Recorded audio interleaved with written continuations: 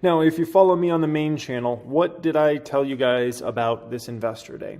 I told you everybody's going to be super disappointed and the stock will likely sell back off because all these thoughts on everybody thinking like they were going to launch some Model 2 and all this stuff, I was like, that made no sense. And I explained that in yesterday's video on the main channel, right? It made no sense.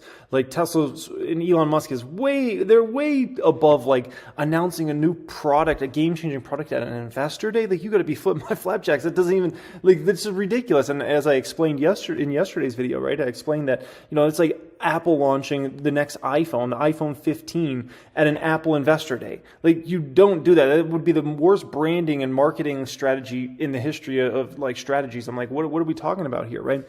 But now everybody's selling the stock after hours. They're selling it heavy, right? It's down 5-6%. Who knows how much it'll be down tomorrow? Everybody flipping out over what was not said. And we're going to go through it all and I'll kind of give you my perspective as always. And yeah, man, it is what it is. People always get way too excited about this. And that's why I say in the stock market, right? Buy the rumor, sell the news. And just, it's funny how it always plays out that way. But anyways, appreciate you guys as always. Thank you every single person that's subscribed here. Elon Musk's much hyped third master plan for Tesla fell flat with investors after failing to offer any firm detail on the company's long-awaited next generation of electric cars. First off here, I am not of the belief at all, that what happened today fell flat with investors. What happened today fell flat with traders. I don't think there's one Tesla investor in the world that's an actual investor of Tesla. I'm not talking about trader getting in and out of the stock, planning for the next day, week, hour, month, something like that. I don't think there's one investor that's playing in the stock for the long term that was like, oh man, this investor day is horrible. I'm selling Tesla stock now. I don't think that even exists. Well, the 51-year-old executive, that's an interesting way of describing him, the 51-year-old executive officer confirmed a new plant in Monterrey, Mexico, yeah baby, will build the next generation of vehicles. He offered no details on timing, saying a proper product event will be held later this year. Okay, Musk stated that started the event by outlining his vision for a global switch to electric vehicles, driven by $10 trillion in spending to develop sustainable energy worldwide. Even less sophisticated Tesla investors understand way more than the average investor in the average stock. I can tell you that much, man. We're not confused. We're not confused at all. Traders might be. Other key takeaways from Tesla's investor day. Musk confirmed that Tesla will build his next auto plant in Mexico near Monterrey. Tesla's senior vice president of powertrain and energy engineering confirmed that the company has broken ground on a lithium refining plant in Corpus Christi, Texas. This is another thing that us investors look at as, ooh, I like that, okay? Tesla's always had a dream to be 100% vertically integrated, okay?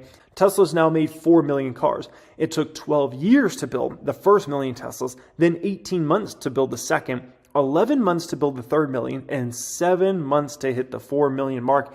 That's incredible. One product Tesla could expand to is heat pumps. Musk and Drew, his senior vice president of powertrain and engineering technology, said heat pumps could dramatically cut home and office heating costs. This is interesting. Calling them out is one low-hanging fruit on the transition to sustainable energy.